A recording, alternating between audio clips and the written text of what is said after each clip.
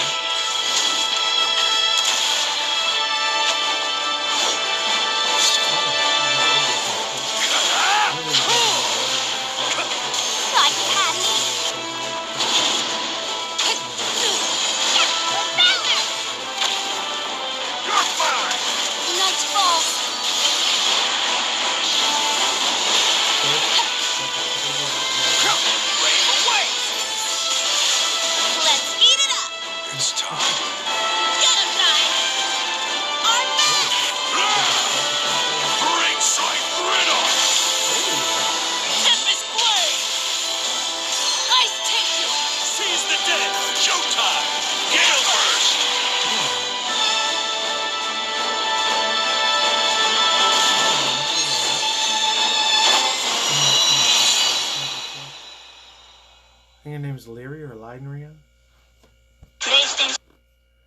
Alright, so let's get on to the next one here. Tower Fantasy. Where's this at? Alright, so 3, 2, 1, let's get in here. I'll get my thoughts, views, and opinions in a second. For PS4 and PS5. Okay, so it's not just going to be purely PS5. I'm probably going to be PS5.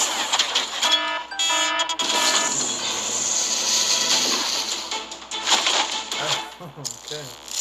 You're going to do the Japanese version. We'll focus on the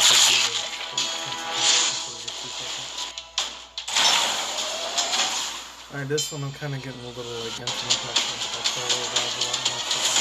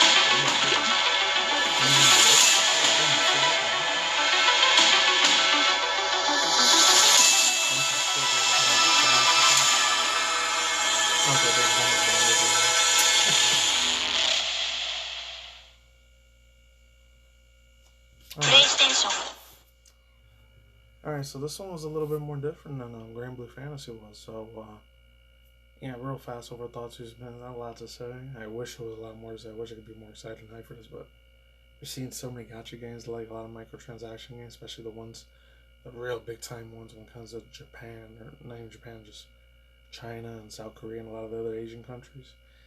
It's just not as super hype for those as like it was in the late 2000s, early mid 2010s, or when I was still high school and community college at the time.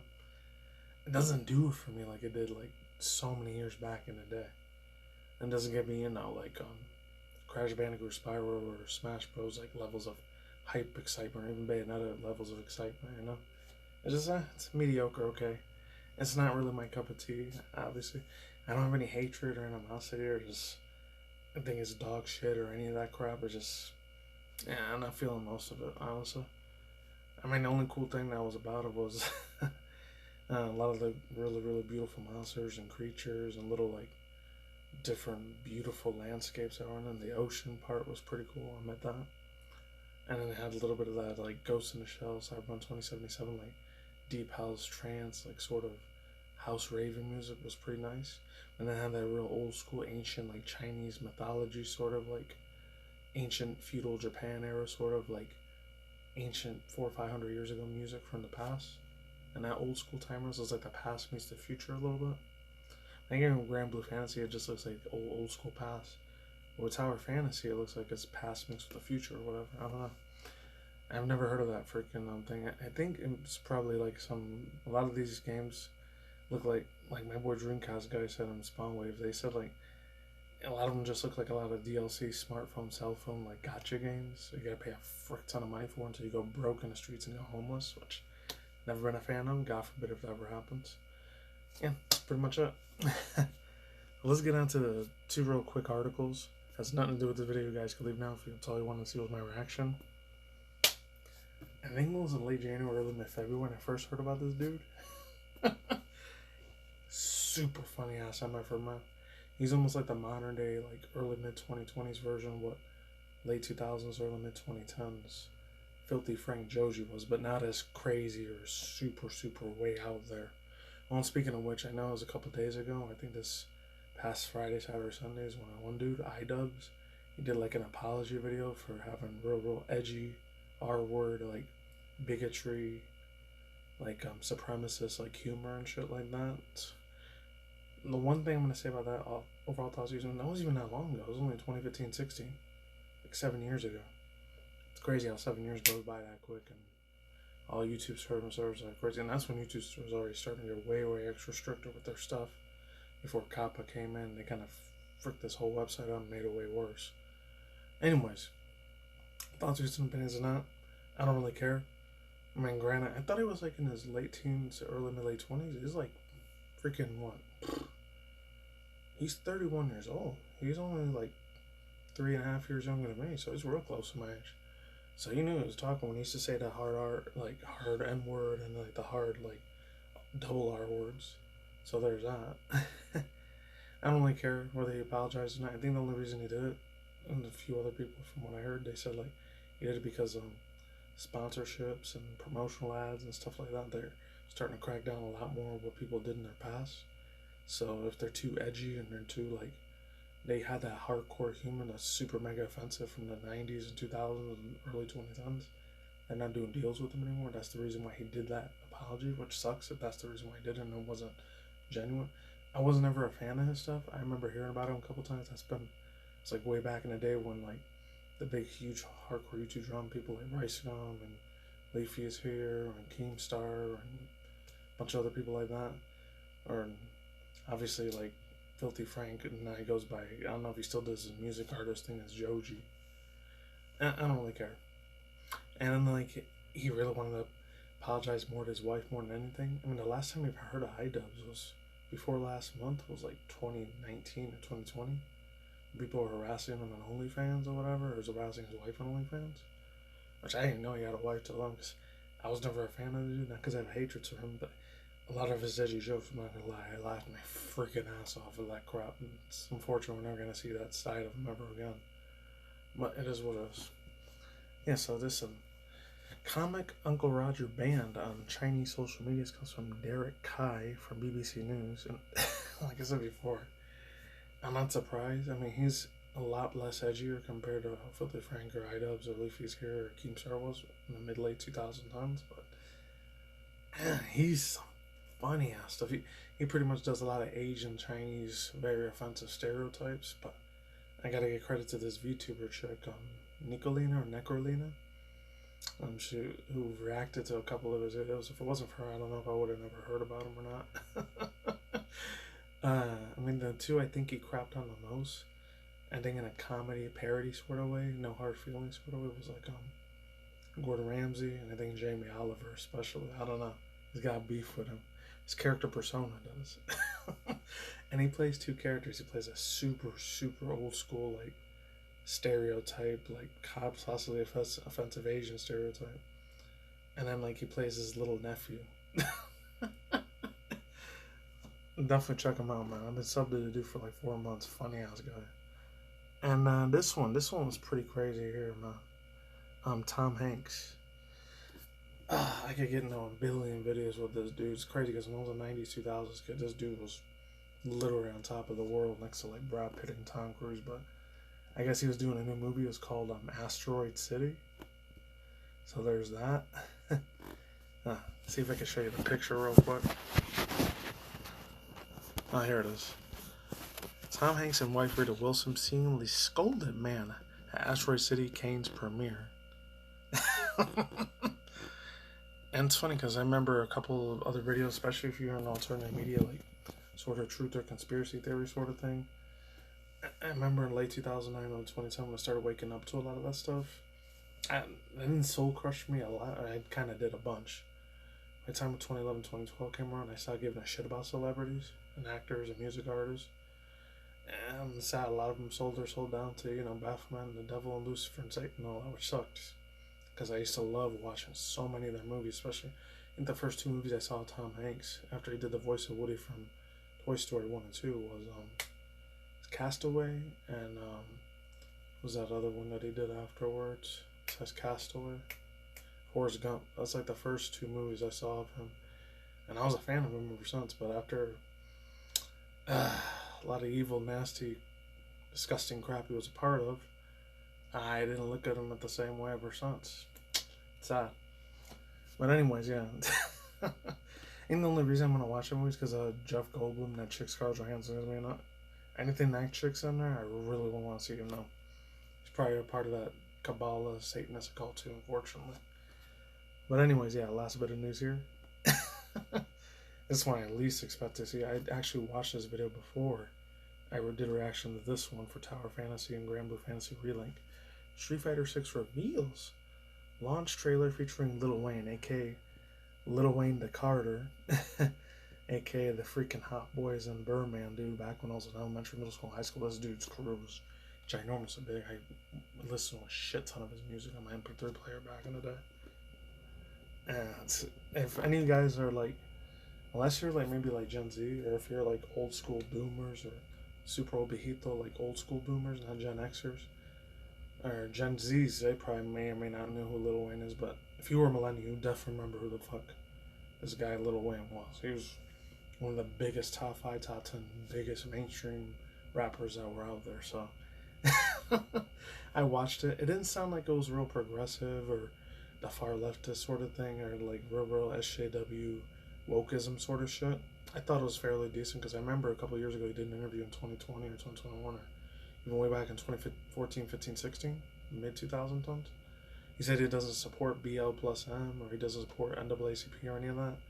Which, you know what, that's good, because a lot of that stuff is BS crap, mind control. But then again, in late 2000s, early 2010s, I saw he was a part, just like how Tom Hanks is a part of those groups.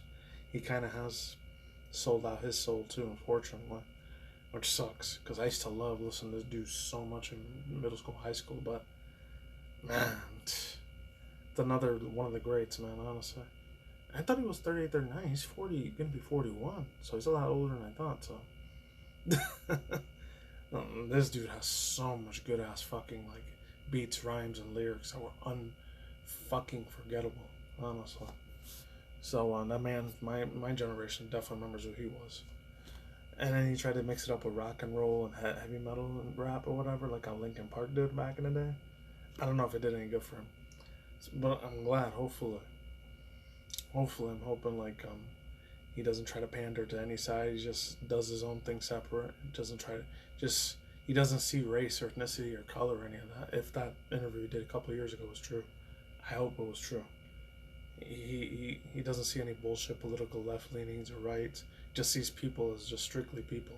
That's it. It doesn't matter if his fans are black, white, or Hispanic, or Asian, Middle Eastern, Arab. Like, as long as they're giving him money and stuff, hey, he probably doesn't care. He's just lucky he's getting a shit ton of sports. And I know there's got to be a few Gen Zers that had older brothers, sisters, they had to know who he was. Anyways, that's all I gotta say for now. I'm out here. Links to the description box down below. Cartel no sign. I'm finished. Peace out, ladies and gentlemen, bros, women. Man, boys and fingers, as always. Talking Nikki Motors. I'll see you when I see you guys today. Good night, wherever at in the world out there. I'm drinking. I'll be at the same time. Don't stay reckless. Stay tuned for more future content, including video and ministry news, anime, manga news, Twitch issue, drama news, Elon Musk news, celebrity gossip, music news, and celebrity actor news, and of course reaction review segments like this one. That's it. Peace out, my sauerkraut. Please my website. Don't take any of the poison or JABS or hydrogel or any of the nanobot stuff. I'll see you soon. One big rest in peace to the iconic Miss freaking Tina Turner, even though it was way before my generation was. I wasn't gonna make a video on it, but I didn't grow up listening to her stuff, but I used to hear it all the freaking time when I worked in my retail jobs, or even when I was going to the malls when I was a 90s kid and stuff. I don't know. Maybe if I would have been born in a black family, I probably would have listened to her shit nonstop. So hopefully she made it up there and didn't go down like a lot of celebrities do. Alright, I'll talk to you soon. Peace.